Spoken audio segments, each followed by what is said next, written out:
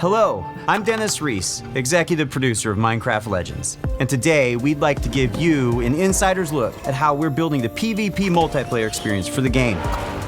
Minecraft Legends is a new action strategy game set in a lush, dynamic world. It introduces epic storytelling, and you can form alliances with new and familiar Minecraft mobs to stop the invading piglins. Minecraft Legends will let you play the story-driven campaign as an online co-op experience together with your friends. And it will also feature a PvP gameplay mode where 2 teams with up to 4 players each works to destroy the opponent's team space. The game will support cross-platform play and online matchmaking. In order to create the best possible experience, we've partnered with Blackbird Interactive to develop the game. And it's been wonderful to see their commitment and focus on the Minecraft universe. It's so much fun to be working with Mojang Studios on Minecraft Legends. Here at Blackbird Interactive, we have a talented team of developers who are using our background in strategy games to bring a new and exciting experience to the Minecraft universe. We're super excited to share more details about PvP gameplay. Get him out of here, get him out of here. There are some really cool features that make PvP unique. First off, players share their army and resources with their team. This means that individual players aren't able to win on their own. They must cooperate to be successful.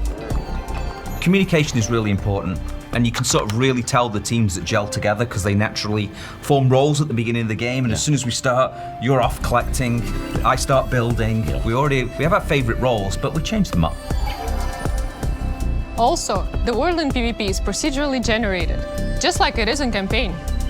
This means that each PvP session is different than the last. That it's different every time you play, depending on how the map is generated, where the valleys are, the mountains are, where the secrets are, where the towers are.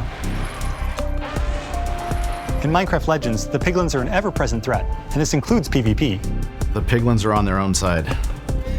They're trying to kill both of you at the same time. So the opposing team is not the only thing you need to worry about. Beware of the piglins. In PvP, there's something for everyone. For players who like action, they can go attack the piglins or lay siege to the enemy base. For players who enjoy exploration, they can search the world to find resources for their team, hidden treasure chests, or scout the enemy base. Gathering resources to help the team out, that's super important. But whenever I get into a PvP match, the first thing I try to do is to track down the Regal Tiger. It's my favorite mob to ride because it's really fast, but it's also really cute. For players who like building, you can spend your time building defenses and upgrading your base, because soon enough your enemy will attack, and you need to be ready. So the first thing I do when we start is everyone runs off.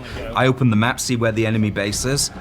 First thing I build is what we call an upgrade tower, where it allows you to build upgrades. So I place that at the back, away from the enemy. So I really pride myself in making, impenetrable bases. Since the goal of PvP is to destroy the opposing team's base, defending your own base is really important. You have to start with a lot of walls, a lot of towers, and some gates. After that, you can just add whatever you want, freestyle it a bit. I like to add different layers of walls, so my opponents have to find their way through to my base, almost like a maze. And then once those walls are up, I like to actually hide my ice traps behind them to catch enemies off guard. When it comes time to finally take out the other team, my favorite strategy is to make a forward camp just outside the enemy base. Then I get the biggest, strongest mobs I can as fast as I can and start sending them in. Then I can smash down the walls, take out their mobs, and claim victory.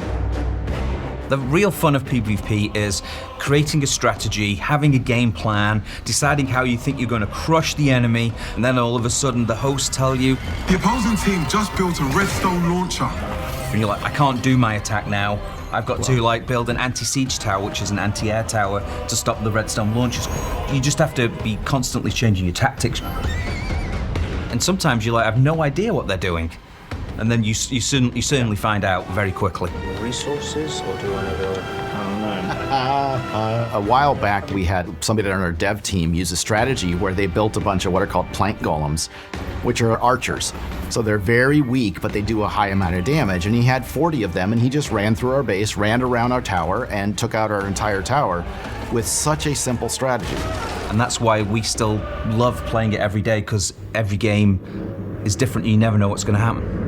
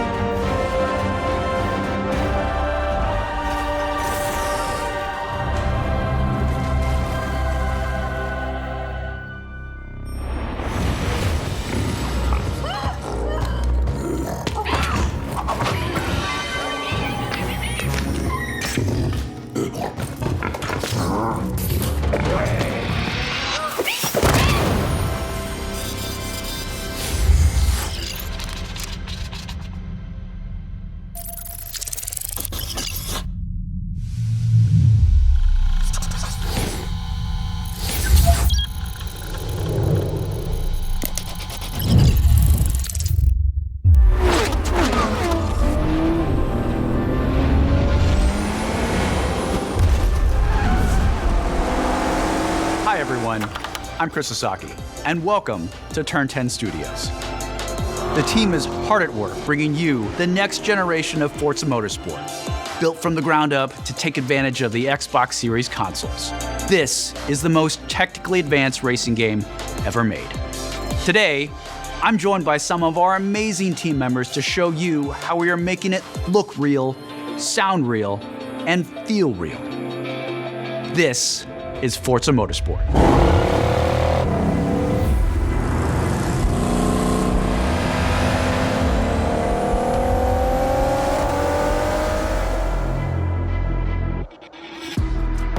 At launch, Forza Motorsport features over 500 cars for you to collect, race, and customize with more than 800 unique upgrades. This includes over 100 new to motorsport cars, the most modern race cars we've ever featured on our roster. Racing is violent. It's a battle on the racetrack. The advancements in our physics model are greater than Forza Motorsport 5, 6, and 7 combined. This makes our driving experience more fun and rewarding in the way the car accelerates, corners, and brakes. Our materials and shaders are built from the ground up at higher resolutions and optimized for a cutting-edge ray tracing experience. Our paints are sourced using a spectrophotometer to capture multiple data points of light behavior on a surface. This yields a paint model that has a much more realistic light response across color, metal flake, and gloss.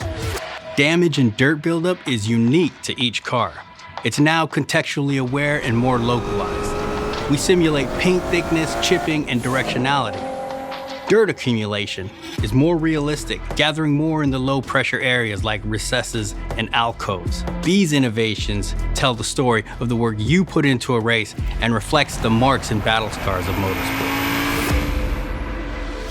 This is our best-sounding Forza Motorsport ever, and the first to be mixed natively for immersive audio formats like Windows Sonic and Dolby Atmos. To create an immersive soundscape, each audio system has been rebuilt from the ground up to deliver a new level of sonic depth and authenticity for our players. Modifying car parts like your exhaust and turbo change the car sounds in Forza Motorsport, just like it would in the real world. Every car now has a variety of sound possibilities based on the parts you've installed.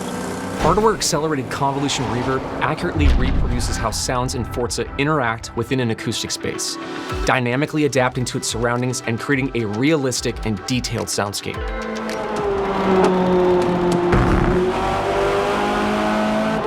New features like our regional track announcer system and improved tire and suspension audio bring a new level of realism to the game. Hear Forza Motorsport like never before. Every tire squeal, every engine, lap after lap.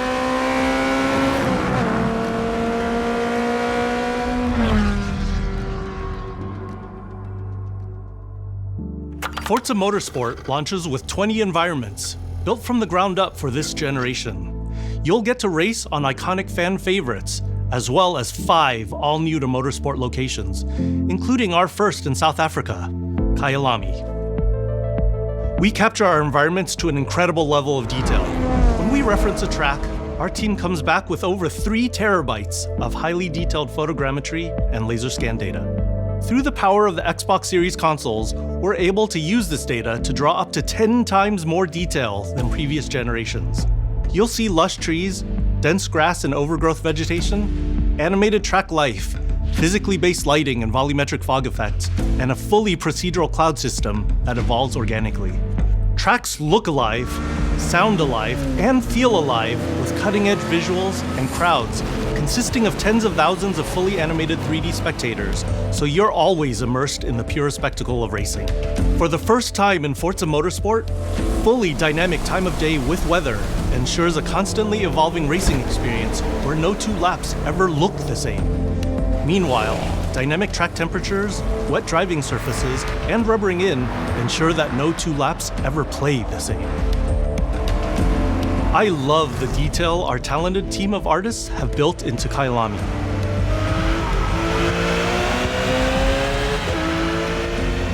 Fast forward to night, and the vista is truly breathtaking. You can see the distant light glows of the city, a beautiful visual touch. Even the Kailami logo itself creates visual impact every time you see it, thanks to ray-traced global illumination, which simulates how hundreds of thousands of light rays accumulate color as they bounce between surfaces. We're rendering all our environments in 4K at 60 FPS with real-time ray tracing on track to create true-to-life reflections on all smooth mirror and flat glass surfaces. With the incredible detail and rendering features of our track environments, Forza Motorsport is truly a generational leap ahead with unmatched visual fidelity and authenticity.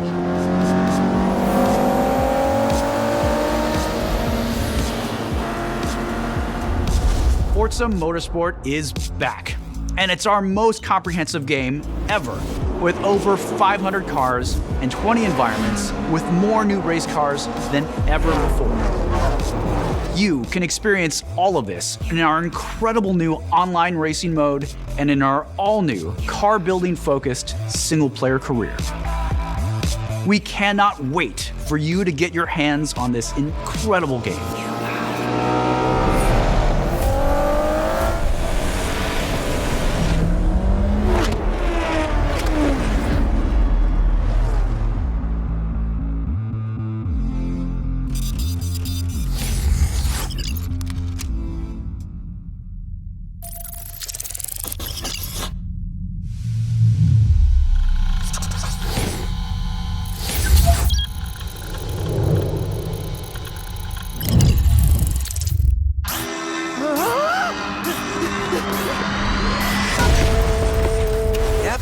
That's me. And you're probably wondering how I ended up here. Well, it's pretty standard. Check this out. Music player in my chest. It's powering up my new robot arm. Whoa. It's making everything sync up with the beat. Let's rock. This is awesome.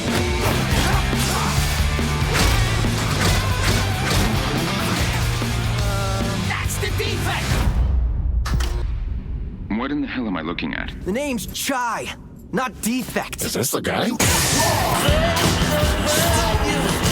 We'll take down this company, one boss at a time.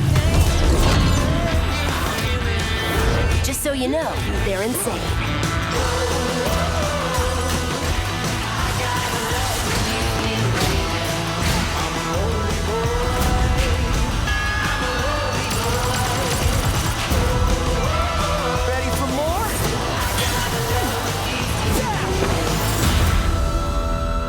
Profession, rock star.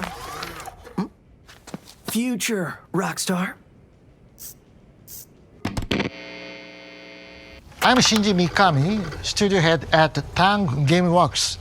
Thank you for all your support over the years. And I'm John Johannes, director on Hi-Fi Rush. Chill out! It'll be fine! Our core! まあね、このゲームを僕が作ってたら、もう全然違うゲームになったと思う。だけどこういうゲームがね、生まれて本当に良かったね。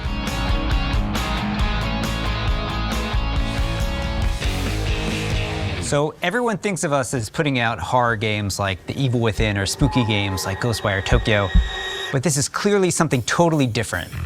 And if this game hasn't already leaked, fingers crossed, we hope it's a pleasant surprise. Let's have some fun. まあ僕はね本当に新しいものができて未だにワクワクしてるよ。お、でもチームもみんなそう思ってますよ。So we've been waiting for this for a long time. So let's jump in and explain exactly what Hi-Fi Rush is.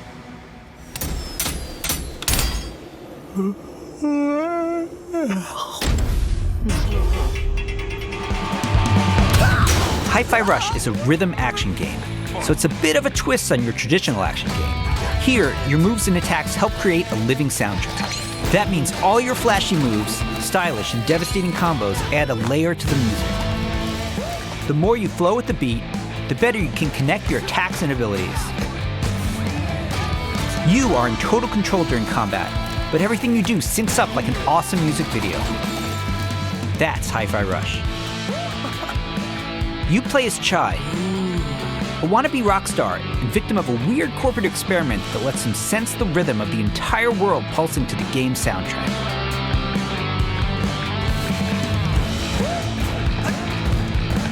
As you can see, the beat moves the world around you and is the key to combat. You looking for me? Your attacks will automatically sync to land on the beat, making Hi-Fi Rush a super easy game to start playing. However, attacking on the beat leads to combos that end with a musical countdown we call a beat hit. Think a big cymbal crash at the end of a drum solo, like this. Landing beat hits unleash a combo finish that adds a unique musical flair and high damage attacks. And the crowd goes wild. Chai! Chai! Chai!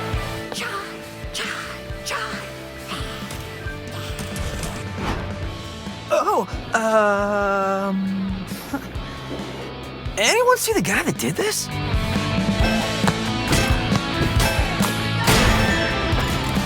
How about we see it all in action?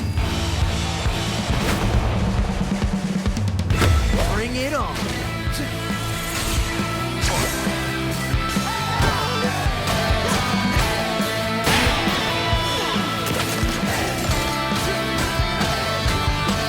You're never restrained by the music. You can jump, dodge, parry, and attack whenever you want, using whatever attacks you want. It's not about mashing buttons. The key here is feeling the beat.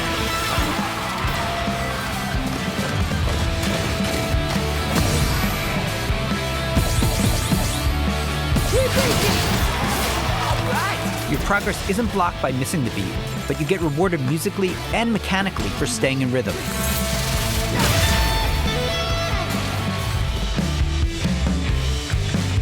When we say everything moves to the beat, we mean it. Enemy attacks, cutscenes, dangerous obstacles, you name it. It all syncs to the music, creating an ongoing jam session of a game. To help out is 808, your robot cat companion who literally hovers over your shoulder and helps you find that rhythm. But we also have visual guides to help you even more. We want you to be able to enjoy Hi-Fi Rush, whether you're a rhythm pro or not. I look so cool doing this.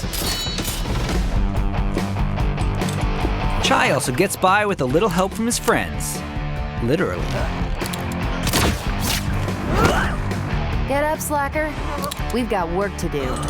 Chai will team up with unlikely allies who expand his repertoire of moves both in and out of combat.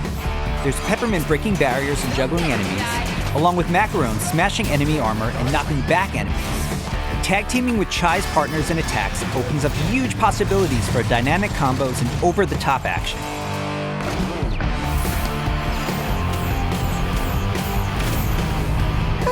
That's not bad. The extra help is handy, because when you're not fighting, you're going to be running around and wreaking havoc all over Vandelay's corporate headquarters, where everything is trying to take you down. You and your partners have a singular goal in mind: taking down the bosses of Vandelay Technologies. Besides wanting to erase Chai for being a defect, it seems they've got something a little bit more sinister on their corporate agenda. You'll fight through each department to take them all on, each level with their own musical spin on the rock genre. And then we have a showdown. So Now let's get ready to crumble. Boss battles are climactic set pieces, varying from straight-up fights and musical minigames to chase sequences. Custom choreographed to licensed music from amazing artists. Hi-Fi Rush is like nothing we've made at Tango before. And we think it's like nothing you've ever played before either. It's a high-energy, feel-good rhythm action experience that's amazingly satisfying to play.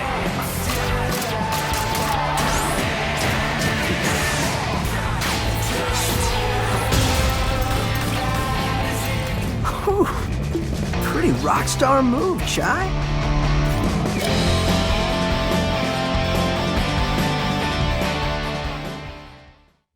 もしね、ハイファイラッシュでお客さんから怖いって言われたら、俺もう死んじゃうかも。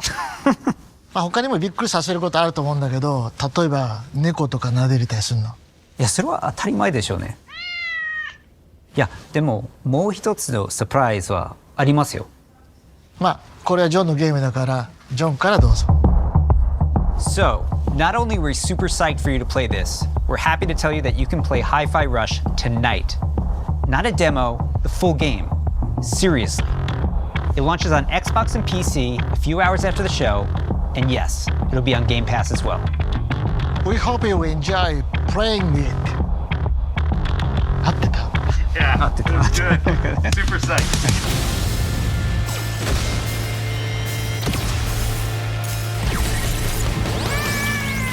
You looking for me? Get him! Mind if I join?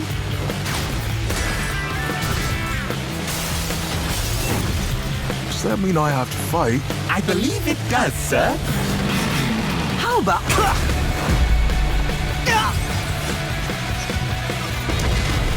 This is entertaining.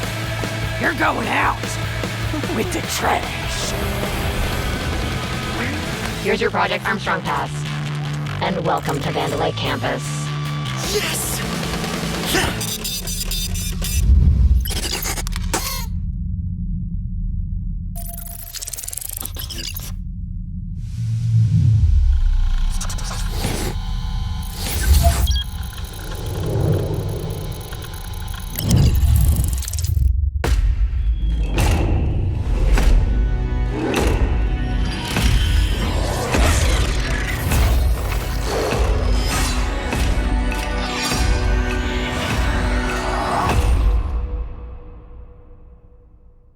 Welcome to Hunt Valley, Maryland, and the headquarters of ZeniMax Online Studios. You just saw a cinematic teaser for the Elder Scrolls Online's next chapter. I'm pleased to reveal ESO Necrom, which will launch in June and is shaping up to be one of the best updates to the game ever. If you watched the teaser closely, you saw that Necrom will include one of the most requested features in ESO, a new playable class called the Arcanist. It's only our third new class since launch, and we know you're going to love it. The Arcanist wields magic influenced by forbidden knowledge and has unique abilities never before seen in this world. Of course, the experience of exploring a new area of Tamriel is the heart of every ESO chapter. Necrom will unfold in Eastern Morrowind, not seen in an Elder Scrolls game since 1994, where you will meet new characters and enemies, reunite with some old friends, and explore a story based around the return of a well-known Daedric prince you just might remember from the Dragonborn Skyrim DLC. For those of you new to ESO, we release a new expansion called a chapter every year. Chapters are essentially standalone games in ESO that let you adventure in a new region of Tamriel. But you don't have to wait for the Necrom chapter to jump in. We've got so many amazing experiences you can enjoy right now. If you love games like Skyrim and Oblivion, you'll feel right at home amongst the thousands of stories unfolding across every region in ESO. And as anyone who's played a classic Elder Scrolls game knows, it's all about those feelings when you're fully immersed in the world. Remember that feeling when you first encountered a dragon? We've got an entire province that's overrun by dragons. Or questioned if you are capable of taking down a frost troll in Skyrim? Try it for yourself in ESO. What about the moment you visited a city in Morrowind that was built inside the shell of a giant crab? For the Oblivion fans out there, how about another chance at taking on the colossal Daedric Prince, Mehrunes Dagon? Just like any single-player Elder Scrolls game, you can have a blast simply by following the main quest line. Or seek out lore and learn more about the world. Become a craftsman. Go fishing. Decorate and furnish your home. Customize your character. Play it like an action RPG. And when you're ready, you can easily engage in one of the best open-world PvP systems. Run dungeons co-op with your friends for great loot. Or just join a guild to chat with others. The possibilities in this virtual world are endless. New players will immediately feel right at home because our community is one of the most, if not the most, welcoming on the planet. We invite everyone who has not yet experienced ESO to give it a try and create your own stories in our shared world. There's no required subscription and thousands of hours of content to dig into, solo or with friends. Explore nearly every corner of Tamriel with no level restrictions. It's magical being able to travel almost anywhere you please from the moment you enter the world. ESO is available on PC and Mac, in addition to previous and current-gen consoles, including a purpose-built next-gen version for the Xbox Series X and S with high-fidelity graphics and enhanced performance modes. An added bonus for Xbox players, it's on Game Pass. And starting today, for a limited time, we're making all past chapters available to explore for any player, so everyone can test drive all of our adventures, including our take on Skyrim, Morrowind, Oblivion, and much, much more. At ZOS, we have so many passionate and talented developers who continue to add to Elder Scrolls lore by producing handcrafted, epic adventures, and I'm immensely proud to be a part of it. Believe me, we have tons more to share, and I can't wait for the team to show it all to you. Join us after this show for the 2023 ESO Global Reveal, where we'll go deep into all things Necron. Thanks, see you in Tamriel.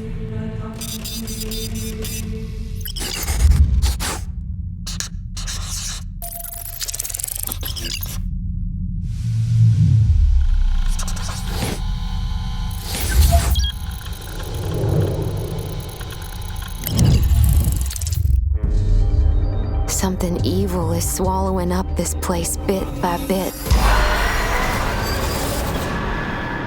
Nobody ever believes things can get this bad until it happens. Then, it's too late. But there are people who can fight back. Stick together! Eyes up!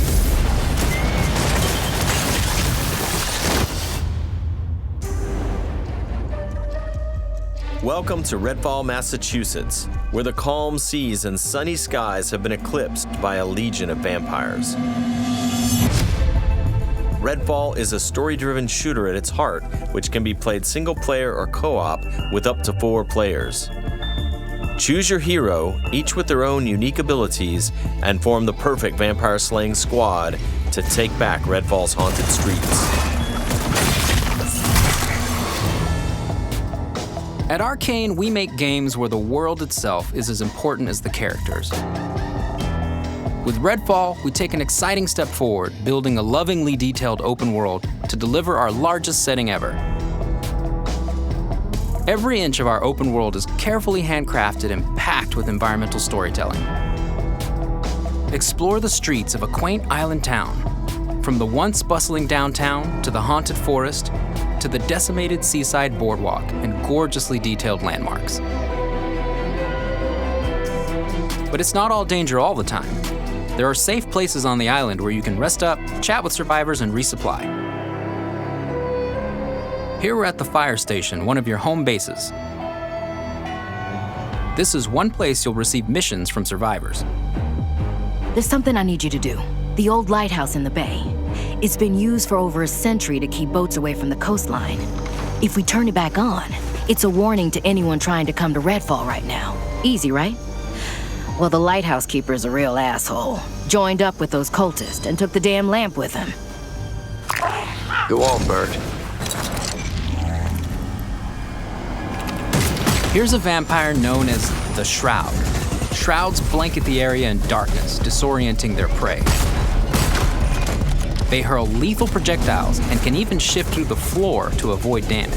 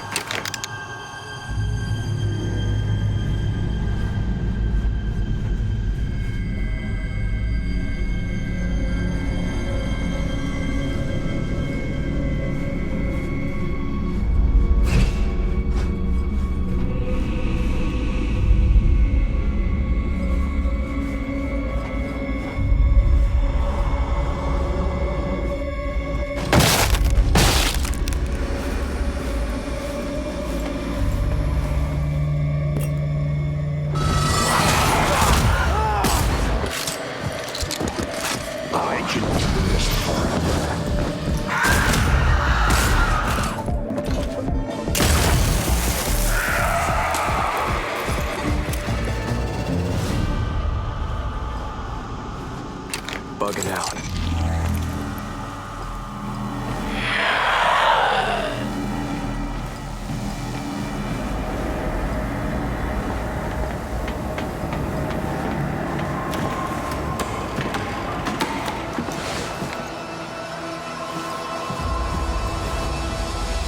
The lighthouse is back up, but there's more waiting for you.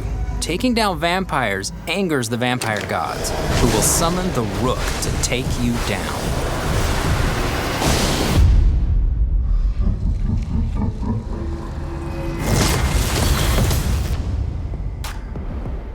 Let's transition to what you'll find outside of the main story missions. There's so much waiting for you. Redfall is filled with encounters that can pop up anywhere, like this brewery that's fallen under cultist control. Save the locals from being offered to the vampires.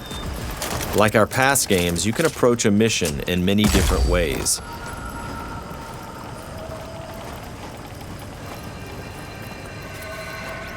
Always be ready to improvise. Remy uses her combat robot Bribon to help distract and eliminate the cultists.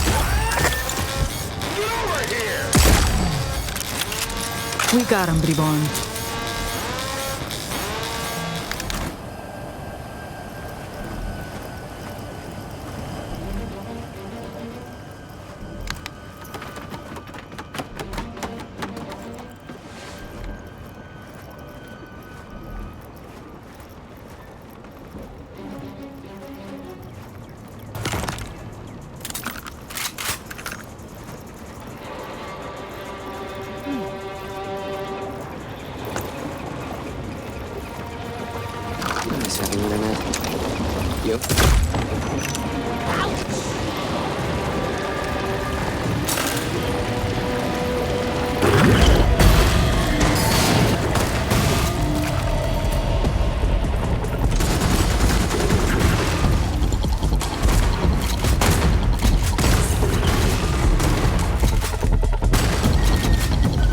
Everyone's safe. Let's move on.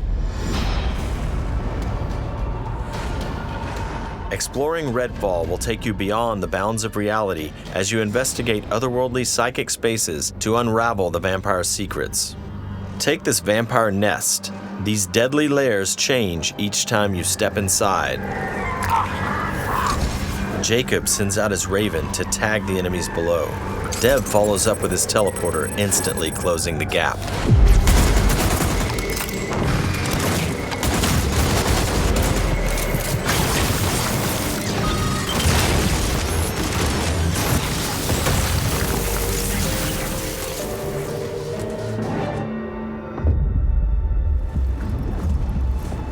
To destroy a nest, you have to take out its heart, and all of the vampires willing to die to protect it. Horrible way to die. Stirring the life. I woke them up. Just one bite.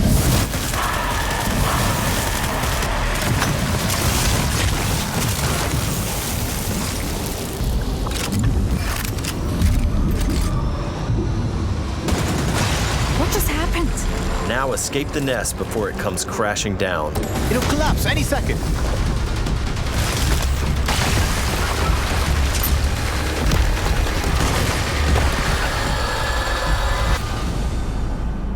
Nests aren't the only psychic spaces.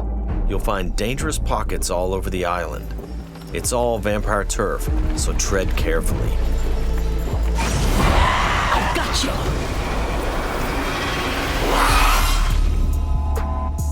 Redfall won't truly be safe until the vampires are wiped from the map. Outside the main story, another one of your missions is to take back Redfall neighborhood by neighborhood. Find safe houses hidden all over the island, and then work your way up to the vampire controlling the neighborhood. To reclaim this neighborhood, you'll have to defeat a powerful vampire called the Siphon. Whether you dive in solo or with friends, each hero can take on any situation.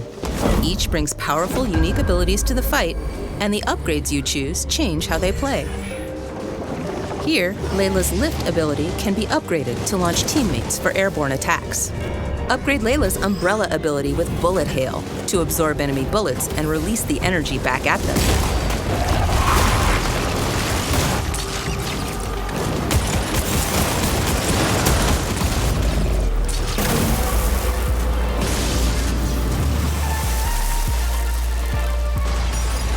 There are many ways to customize your hero's ability tree to match your playstyle. Nighty-night. Let's get some light on the subject. Let's hit on the arsenal. There's a wide range of weaponry, from military gear to new vampire-slaying inventions, from shotguns to sniper rifles. Well, well. And of course, there's also vampire stakes. Find these in the world to customize your weapons.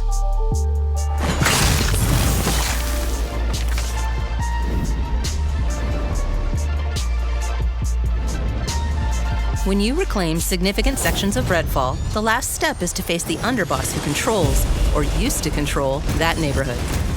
Underbosses are powerful elites of the vampire gods, with their own unique abilities, like this one's shield.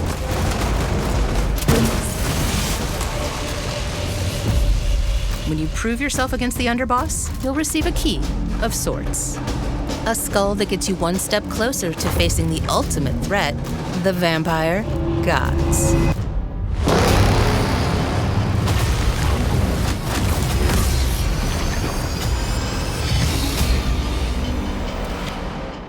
Thank you for visiting Redfall. And thank you for all the support you've shown Arcane throughout the years. We sometimes joke that our games can be tough to define. The one thing that's consistent? We make the kinds of games we love to play. And that's how Redfall was born. We blended everything we love here at Arcane Austin. Immersive open worlds, unique and customizable heroes, RPG and FPS gameplay. And of course, our signature storytelling and rich world building. Along with our spin on one of the most classic monsters of all time. Vampires. It's been amazing to see how all of us have pulled together to deliver our vision for something new. Redfall is the biggest, most ambitious game we have ever made. Our teams dove head first into this new opportunity, and we can't wait for you to experience Redfall for yourself. Thankfully, you won't have to wait too much longer. Redfall's coming on May 2nd. Thank you again for joining us. And we'll see you soon in Redfall. Here we go.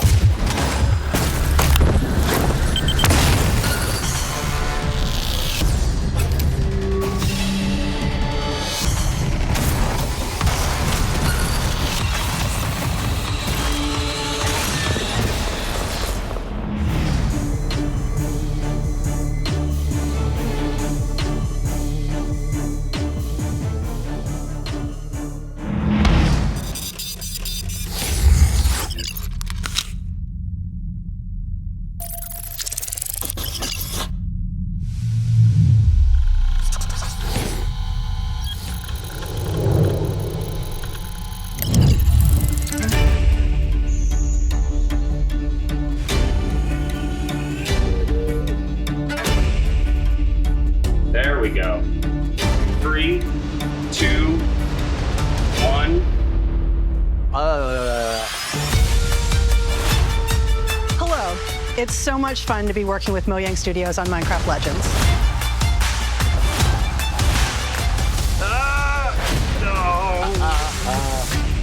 This is our best sounding Forza Motorsport ever. Yeah, that was alright.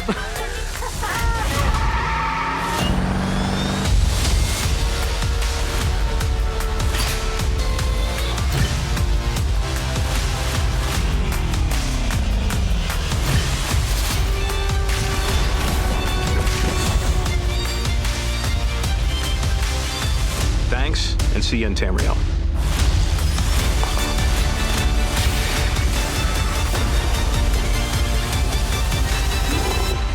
All right, let's do this.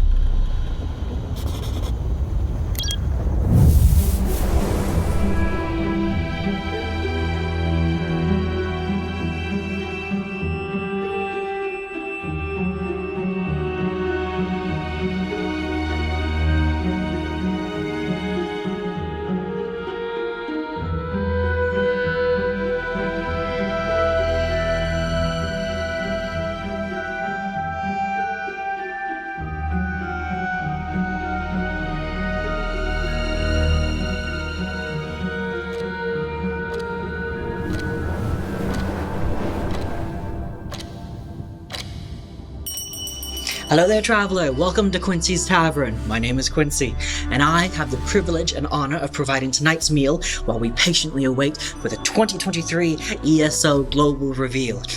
I hope you're hungry, because tonight we have a special treat for you.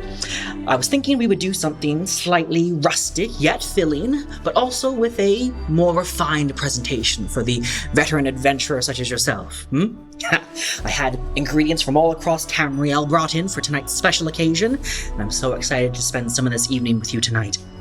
We do have a few moments before the global reveal officially starts, so how about a snack? I have just the thing. Cabbage biscuits with these bits of bacon all throughout, perfect with some butter and jam. So nice. Sound good? Wonderful. Let me show you how to make them.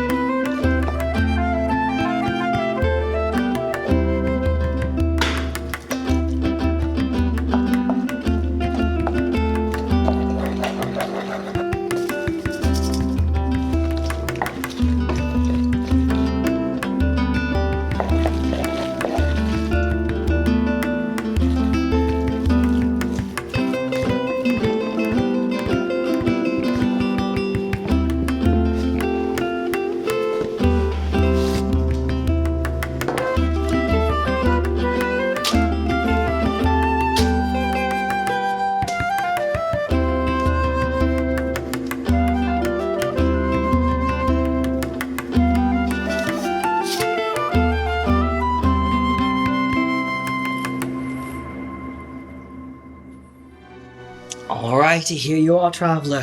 Fresh from the oven. Careful, they're still very hot. But I think with that, we have everything we need for the ESO global reveal. I'll go get us some drinks. You don't go nowhere. Eat to your heart's content. Thank you for joining us tonight on this epic adventure. Enjoy.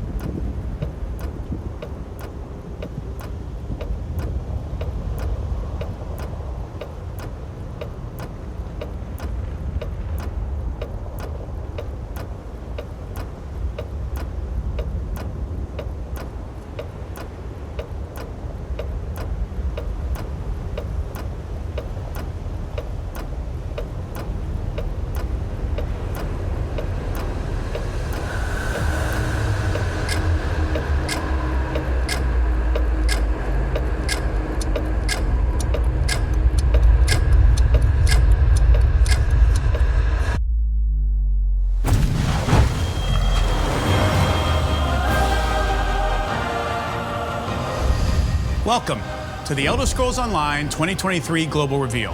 Whether you're coming from our developer direct or just joining us now, we've got an incredible show today. Earlier today, ZeniMax Online Studio Director Matt Farrer shared some exciting details on the Elder Scrolls Online's next adventure. That includes one of the most requested features from the ESO community, a new playable class called the Arcanist. Matt also revealed that the new chapter, called Necrom, will take you back to a familiar location in Tamriel, Morrowind. And while there, you'll run into a familiar face, a well-known Daedric prince from the Skyrim Dragonborn DLC. That's just a taste of what's to come. We've got a lot of ground to cover, so let's get started. Once again, it's my great pleasure to introduce the Elder Scrolls Online's creative director and my friend, Rich Lambert.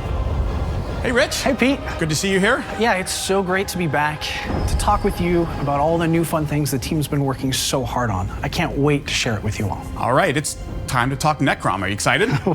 I'm thrilled for this year. We're going to be exploring a new story and theme centered around the Dark Elves and Hermaeus Mora. The best way to describe this story is shadow over Morrowind. But before I go into any more detail, we've got a great way to introduce you to the mood and feel of this arc. It's Elder Scrolls meets cosmic horror, and I can't wait for you all to see it. Well, they don't have to wait any longer. This is the Elder Scrolls Online Necrom.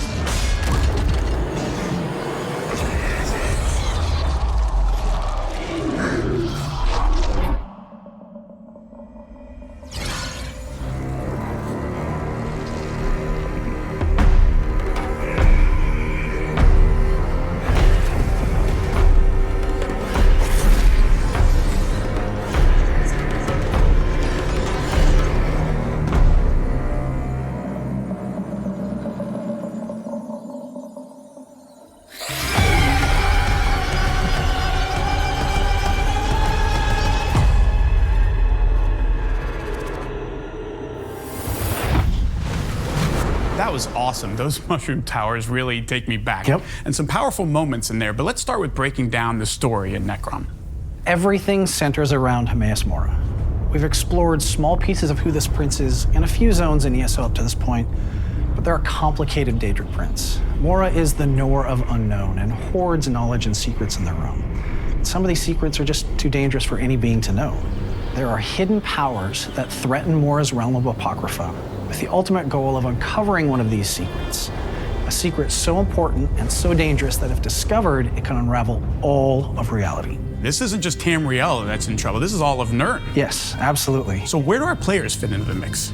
Players are essentially being tested by Mora to see if they are worthy to help aid them. So over the course of this adventure, players will become sort of a protector of this ultimate secret that these hidden powers are searching for. And there's also an opportunity for players to seek out other knowledge if they wish, to dig into some of the origins of our new playable class in the Arcanist. Cool new playable class. I am so in, and I know a lot of our players are as well. Now, we're heading back to Morrowind this year, but it's not the Morrowind that everyone knows from the Elder Scrolls 3 or even from the 2017 chapter of ESO. So it's going to be familiar, different, a little bit of both? Yes, sir.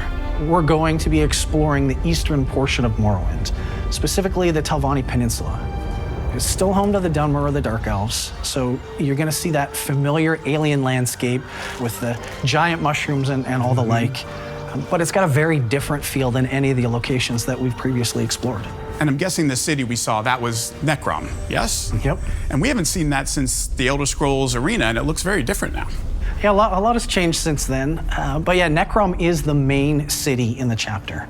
And there's so much amazing lore around this. It's a city of the dead where Dunmer families from all over Morrowind bury their deceased in these elaborate ceremonies.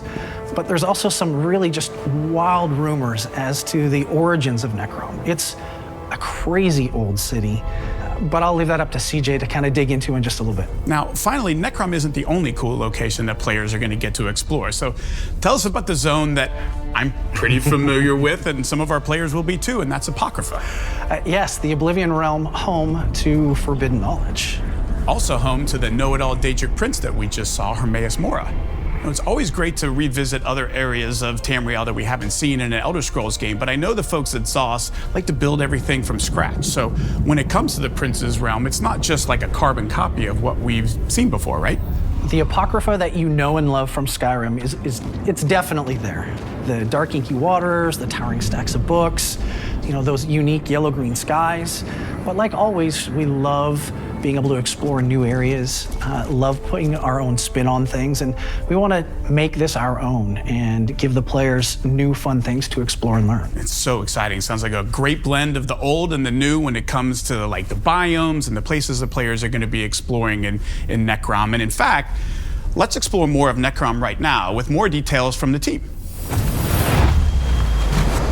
For the regions in Morrowind and Apocrypha that have been explored in previous Elder Scrolls games, we approached them carefully, making sure on one side it felt like a trip down memory lane, but also providing new experiences for everyone.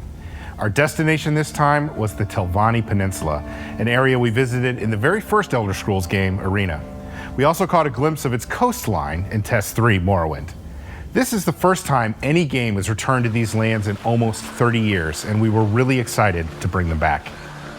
The giant mushrooms and distinctive fungus-covered Telvanni towers are back, of course. The East Asian influences at work in some of the architecture and general aesthetics also return, as does the alien landscape so crucial to representing the lands around Vardenfell. For many players, Morrowind was their first introduction to an open-world RPG, and this concept was reflected in the expansive environments of Test 3. ESO has always honored this basic idea, the idea of a world ripe for wandering, and our depiction of the Telvanni coast will reflect this. The sense of odd scale you may feel walking through it are paramount. In terms of differences, we've crafted a modern view of the city of Necrom, not seen since 1994. Getting to work on something Elvish which predates the Tribunal is particularly interesting. Necrom is the Dunmer city of the dead, where all prominent Dark Elves gather to pay respects and lay to rest their honored departed. Lord Vivek, known as the warrior poet, spun some wild stories about the city's foundations, which may or may not be true. But what's definitely true is that the Dark Elves have a particular reverence for the city and its solemn purpose in their culture. It's naturally a cool thing to be able to contribute in any significant way to a long-standing piece of Elder Scrolls lore. For the Telvanni Coast, we had a lot of fun playing with the legend of Necrom's foundation. Specifically, the lore of Vivek himself having defeated the great beast Gulgamorgil, whose bones supposedly lay the foundations for the city. Entering Necrom for the first time, you're bound to notice the towering rib-like rock formations which envelop the city. The Dunmer have even added some runic symbols on the faces of the rocks themselves in recognition of their supposed origins. Is the legend true or simply apocryphal? Come tour the lands and make your own decision on that one. Necrom is intended to be monumental, reverent, and yet fit in with the shapes and forms we're used to seeing in Dark Elf architecture. The distinct arched doorways and decorative elements are there, as well as the detailed mosaics on the opulent interior spaces. We specifically took a lot of inspiration from the classic Telvanni buildings in Morrowind. And finally, we have Apocrypha. Whenever we venture back into territories from previous Elder Scrolls games, we always try to make sure that our players feel like they're genuinely returning to lands they've traveled before. We took our initial visual cues from the Skyrim Dragonborn DLC. Then we expanded on the ideas presented in the original. We'll be sharing more details on the unexplored areas of Apocrypha later this year. For the meantime, let's talk about the parts that players are a little more familiar with. Some lands in Tamriel appear quite normal to our mortal eyes, and some, like the Telvanni Coast, feel foreign. And then there are the Oblivion Plains, whose lands bend our mortal perceptions into the most alien landscape possible.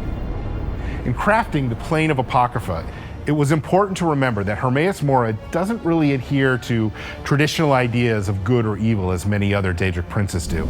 Likewise, Hermaeus Mora's realm isn't a representation of good or evil either. Our take here was to explore the idea of ancient records and how they might be represented physically in a plane such as this. We created fossilized impressions into the rock walls and emerging from the ground, representing the cataloging of all life, experience, and knowledge. Realms of Oblivion are extensions of their master, and so Apocrypha is a clearinghouse for knowledge. It's a repository. It is intended to feel like a place where ancient things and ancient ideas can be preserved, perhaps even hidden, but never lost. There's a ton of story emitting from these locations, from the environment to the architecture. Of course, the characters and creatures breathe even more life into our world.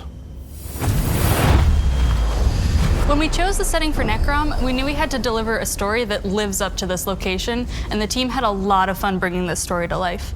If you're not super familiar with any of the fantasy names that we've been talking about, imagine a holy necropolis in the middle of an ancient hierarchical society presided over by extremely powerful mages. Yeah, there's a lot of fun tensions there for us to play with. Necrom remains neutral territory in regards to the great houses of Morrowind. Keeping the City of the Dead neutral means all Dark Elves can appease their ancestors and ensure their bodies are taken care of, even as the Three Banners War rages on. This is incredibly important since the tradition of bringing the dead to Necrom predates the Tribunal and the creation of Dark Elves as we know them. It's an integral part of the Dark Elves' cultural identity. In other words, this is an ancient City of the Dead which isn't controlled by any one Dark Elf house, even though it's surrounded by the Telvanni Magisters, some of the most egotistical and powerful mages in the entirety of Tamriel. But the peninsula isn't the only place you'll get to explore. As a writer and certified library nerd, I'm so excited that this year we get to take you to Apocrypha for the first time since the Dragonborn DLC. You'll be accompanied by Laramel the Wise, a powerful mage who works with Hermaeus Mora, the Prince of Forbidden Knowledge. Notice I said with and not for. Laramel doesn't worship Hermaeus Mora. They have a working relationship that's built on mutual respect. As much respect as Hermaeus Mora can have for a mortal. See, mortals don't really survive in Apocrypha for a long time. Knowledge is enticing, but you'd be a fool to assume that it's harmless. And the sheer amount of information there tends to melt mortal minds, mangle their bones, contort their flesh, and turn them into terrifying creatures called the Hushed. Some books are lifeless collections of paper, totally safe to pick up. But others house tome shells, small Daedra who live between the pages of Apocrypha's first editions. They may not necessarily attack you, but if you've ever picked up a shell on the beach only to discover that there was a hermit crab already living in it, then you know just how surprising a tome shell can be. Tome shells and hushed aren't the only denizens in Apocrypha. No, Apocrypha's guardians lurk around every corner. Seekers attend to the vast library, while lurkers wait beneath the inky waters to dissuade any stubborn researchers from discovering Apocrypha's more dangerous secrets. It's best to be sure that you're really alone before you pick up some light reading. You'll even meet a clanless Dremora called Torvasard, who refuses to let the secrets of Apocrypha remain undisturbed. Torvasard's motives are as mysterious and complex as his allegiances. It's really hard to tell if he's friend or foe. This chapter isn't all about exploring crypts and making friends with eldritch horrors. There's a dark threat coming for both Apocrypha and Nirn. Vampire mercenaries known as the Dusksabers prowl the Tilvani Peninsula working for Magister Shelreni Barrow. Shelreni seeks to climb the ranks of her house by any means necessary, even working with anyone who will give her the power to achieve her goals. Not everything will be hidden and mysterious, though. If you've played ESO before, there are a bunch of familiar faces for you to find throughout this chapter. I won't spoil all of the surprises, but we are bringing back my favorite Morag Tong assassin, Asher. Okay, yes, Narya will make an appearance too. With all this focus on secrecy and forbidden knowledge, it'll be up to you to discover the truth and stop enemies across Eastern Morrowind and Apocrypha. Good luck! Hey everyone, we're excited to let you all know that the Elder Scrolls Online Necrom is available for pre-purchase right now. While the chapter will launch on PC, Mac, and consoles this June, we've got plenty of reasons for you to pre-purchase and jump into ESO today. If you're a new player, someone who hasn't played ESO in a while, or you still need to pick up some of our previous chapters, you'll want to go with the Necrom Collection. Either version, the Standard or the Deluxe Collection, grants you instant access to 6 of our previous chapters and the base game. And you'll of course be able to access the Necrom chapter once it launches in June. That's hundreds of hours of content all in one package. We like to refer to it as 8 games in 1, since each is like its own standalone Elder Scrolls adventure. And keep in mind, you can play these in any order too. For current players, we're offering both standard and deluxe upgrades, which will provide you with the latest Necrom chapter. No matter what version you pre-purchase, you'll receive these items. While some will be unlocked at launch, everyone will receive this unique mount immediately. For a limited time, if you pre-purchase Necrom, you'll also receive this matching pet to go along with the mount that Jess just mentioned. Coming with the Deluxe Edition is this new Apocrypha-themed, one-of-a-kind mount. That's in addition to other pre-purchase items that come with the Deluxe Upgrade and Collection. Separate from our pre-purchase offering, but just as cool, is the Hermaeus Mora Collector's Statue that's available for pre-order at the Bethesda Gear Store. Be sure and secure yours along with some awesome ESO merch, because right now, for a limited time, we have a flash sale running. Any edition of Necrom also unlocks the new Arcanist class at launch, and we know you've been eagerly awaiting more information on that, so let's check it out now. All right, we've waited long enough. Rich, it's Arcanist time. Spill some details. Where do you want to start? You know, this has easily been the #1 most requested feature from players since the Necromancer back in 2019 with Elsewhere. Well, I mean, why don't we give the players a little bit of the backstory and inspiration behind the Arcanist? The Arcanist is a new way to play and experience ESO. It's the 7th playable class and channels the power of Apocrypha to create ancient runes of power. This weird knowledge lets them do some truly fantastic things, destroying their enemies with runic magic, summoning tentacles from the abyss, healing their allies, and some even protecting themselves from the worst the Daedric Plains have to offer. Of course, what everyone really wants to know is, how do you play the Arcanist? And we've got just the person to tell us. With the Arcanist, we wanted to keep the basic form of the class familiar to everyone, so there's something for all play styles, while letting us be more creative with the abilities themselves. We started off with 3 skill lines: Herald of the Tome, Apocryphal Soldier, and Curative Rune Forms. Each line focuses on a different aspect of the game: offense, defense, and support. The challenge we embraced was making these abilities feel unique compared to previous classes, but not so systematically different that veteran players would feel out of place. I know several of the abilities will leave you awestruck. 2 of my favorite new abilities are Apocryphal Gate and Abyssal Impact. Apocryphal Gate lets you open a pair of temporary portals that you can jump between for extra in-fight mobility, or use these portals for creative exploration. Abyssal Impact is a bit more direct. It has you infuse your arm with unstable magic, transforming it into a tentacular weapon as you thrust forward, damaging and debilitating your foes. I'm also super excited to share that we're doing something very different for the Arcanist, implementing a combo point system. In this system, certain abilities will build points, while others will spend them, giving them an extra bit of oomph by enhancing or augmenting the ability. We're aiming for this to be something that all players can easily get a handle on, so no one should worry that this class will be too technical to play. I can't let too much out of the bag yet though, so the rest will have to be a secret for now. We were initially coming up with the Arcanist, we had a ton of ideas and inspiration coming from all sorts of places. Movies, comics, classic literature, and both retro and modern games. There was even a handful of anime references. And while we had a lot of great ideas, there was one that led us to a major breakthrough and helped bind everything together, the Black Books of Hermaeus Mora. Now, while this gave us a solid feel for how the abilities should look and sound, you won't necessarily be wielding one of the Black Books. Instead, you'll summon your own tome, in which you've inscribed numerous bits of ancient knowledge that you've gleaned from the Prince of Fate. Think of it like your own cookbook you glance at every so often to spice up your spells. This won't be the only taste of the Arcanist you'll get, though. You'll also come across foes and maybe a friend who will wield the same deep magics that you'll learn. There may even be some unforeseen enemies that have tomes worth of forbidden arcane power to throw at you.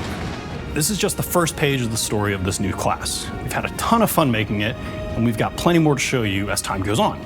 I can't wait for you all to experience adventuring Tamriel and the realms beyond, alongside or as an Arcanist. Okay, Rich, now let's talk about some new features and systems. Start with, any chance there's going to be some new companions? Yes, in fact, we've got 2 new companions coming to ESO with this Necrom chapter. And for those that don't know who or what companions are, they're your permanent adventuring buddies. Someone that's at your beck and call whenever you want to help you explore Tamriel. And the feedback from players since the inception back in 2021 has been overwhelmingly positive. And we've been looking to expand and evolve it in new ways. So tell us about the 2 new companions we're going to see. The first companion is called Sharp as Night, and he is an Argonian warden who is a bit of a mercenary and an enigma. He originated from Blackmarsh, but his past is lost to him, and he spent a lot of time trying to figure out who he is to no avail. He is a lot more reserved than our other companions, as he's lived a tough life and he really isn't overly chatty, and you're gonna have to prove yourself to him. And then there is Azander. Azander is a Redguard male and a little bit of a crazy fatherly figure professor. Think Willy Wonka meets Dumbledore, and he's got this really singular focus on the pursuit of knowledge. And so what's so special about Azander, Rich? As some of you might have guessed, with Azander being so focused on this pursuit of knowledge, he's an Arcanist himself, so you'll be able to dig into a bit on that side of his story as well. Some amazing stuff, and that's not all we've got cooking. Like every chapter, we offer loads of side quests, a new trial, there's world events, public dungeons, delves, and more. Roughly how much content do you think we're talking here, Rich? Players can expect around 30 hours of content just from the main storyline, in addition to all the side content and everything you just mentioned. Always so much to do in an Elder Scrolls chapter, and the team has really pulled out all the stops with Necrom. We really have, and players won't have to wait too long to begin their Shadow over Morrowind adventure. Players will be able to begin their adventures this March with our first DLC. Awesome. I will definitely be checking that out. Before we wrap things up, let's talk about some changes that you're planning to the ESO calendar. Absolutely. So ESO is a living, breathing world that is constantly evolving. As a team, we're always evaluating where we are, what the game needs, and the community sentiment around how well we're doing. And over the years, we have made many changes based on these evaluations. But one of the fundamental pillars that hasn't changed has always been to create as much story content as we possibly can to try to keep up with our players and their insatiable desire for new stories and adventures. And this constant drive is one of the reasons why ESO has become one of the best games on the market today. There's so much to do, so many stories and locations to experience, tons of systems and various activities to participate in solo or with friends. So what's changing? We want to continue on creating these new adventures while also addressing quality of life feedback and bugs that have emerged over time. In other words, we want to focus on polish and iterate more on cool ideas, be it stories or systems, with the overall goal of making each release as solid as it can be. The first half of the year isn't really going to change much. We've been hard at work on a lot of this stuff for a very long time. We're still doing a dungeon DLC with 2 new dungeons and a prologue quest to kick off this new arc. The chapter is releasing in June with all the goodies you love and expect. Where things are changing this year are fall and winter. That's great news for players. Don't stop. Keep going. Late summer, our focus is going to be on bugs and quality of life additions. Things like pre-made group finder or an all-in-one attunable set crafting station as examples. There won't be any dungeons in this update because for update 40, which comes towards the end of the year, the team is working on something really epic, something pretty special that they just need more time on. I mean, come on, Rich, we gotta give them more than that. Okay, fine. How does an endless dungeon with a buddy sound? Oh, sounds good.